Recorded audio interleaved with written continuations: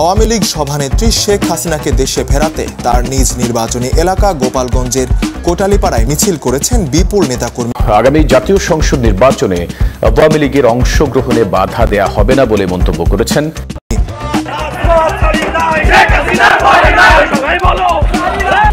ইউনূস সরকারকে আমি আগেই সন্দেহ করতাম। বর্তমানে বাংলাদেশের সাধারণ জনগণ একটি সুন্দর সুষ্ঠু নির্বাচন চায়।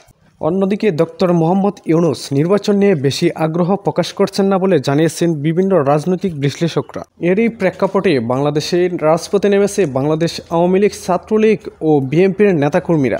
তার পাশাপাশি তাদের সঙ্গে যোগদান দিয়েছেন বাংলাদেশের সাধারণ তৌহিদ জনতা। গোপন সূত্রে জানা যায়, গেছেকাল আনুমানিক রাত 12টার দিকে আনুষ্ঠানিকভাবে বৈঠক করেছেন তারেক জিয়া রহমানের সাথে। সেখানে আনুমানিক প্রায় 2 ঘন্টারও বেশি তারা মত বিনিময় করেছেন বলে জানা গেছে।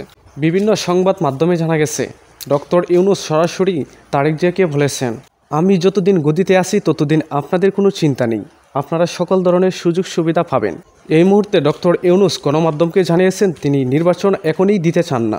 তবে এনসিপির নেতারা বলছেন ভিন্ন কথা। তিনি তো একটা দলের কথা মতো একটা সরকার প্রধান হয়ে সিদ্ধান্ত নিতে পারেন না, তিনি সকল রাজনৈতিক দলের মতামতের ভিত্তিতেই নেবেন। অন্যদিকে রাস্তায় নেমে এসেছে বাংলাদেশের সাধারণ তৌহিদ জনতা। তাদের দাবি চলতি বছরই নির্বাচন দিতে হবে। এমনকি তাদের সঙ্গে রয়েছেন বাংলাদেশের বিভিন্ন অঙ্গ সংগঠনের নেতাকর্মীরা। তারা আরও বলেছেন, বাংলাদেশের কোনো রাজনৈতিক দলকে বাদ দিয়ে নির্বাচন গ্রহণযোগ্য হবে না বলে জানিয়েছেন। তারা মিডিয়ার সামনে সরাসরি বলেছেন, বাংলাদেশ আওয়ামী লীগ এটি একটি স্বাধীনতা সংগ্রামী দল, এই দলটিকে বাদ দিয়ে কোনো প্রকার নির্বাচন গ্রহণযোগ্য হবে না বলে জানিয়েছেন বিভিন্ন রাজনৈতিক দলের নেতাকর্মীরা। তারা বাংলাদেশে একটি সুন্দর, সুষ্ঠু এবং নিরপেক্ষ নির্বাচন চায়। এমনকি ডক্টর ইউনূসকে কড়া হুঁশিয়ারি দিয়ে সাধারণ জনগণ বলেছেন, ডক্টর ইউনূস এখনও যদি নির্বাচন নিয়ে গাফিলতি করে তাহলে ভবিষ্যতে এর মাসুল দিতে হবে। তার পাশাপাশি শেখ হাসিনাকে দেশে ফিরিয়ে আনার জন্য আওয়ামী লীগের রাজনৈতিক নেতাকর্মীরা মাঠে নেমে পড়েছেন।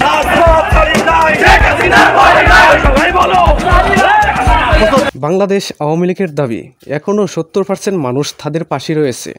বাংলাদেশে একটি সুন্দর সুষ্ঠু নির্বাচন হলে এখনও তারা ক্ষমতায় পুনরায় ফিরে পাবেন বলে আশাবাদী। অন্যদিকে নির্বাচন নিয়ে নতুন প্রশ্ন উঠে এসেছে জাতীয় পার্টির চেয়ারম্যান জিএম কাদেরের পক্ষ থেকে। আওয়ামী লীগ ছাড়া নির্বাচন ফলপ্রসূ হবে না, আর আমরা নির্বাচনে সে সময় যাবো কি না যাবো সেখানকার পরিস্থিতি বুঝে আমাকে সিদ্ধান্ত নিতে হবে। সবসময় নতুন নতুন আপডেট পেতে আমাদের চ্যানেলের পাশেই থাকুন। আমি রাহুল, আপনারা দেখছেন RS নিউজ।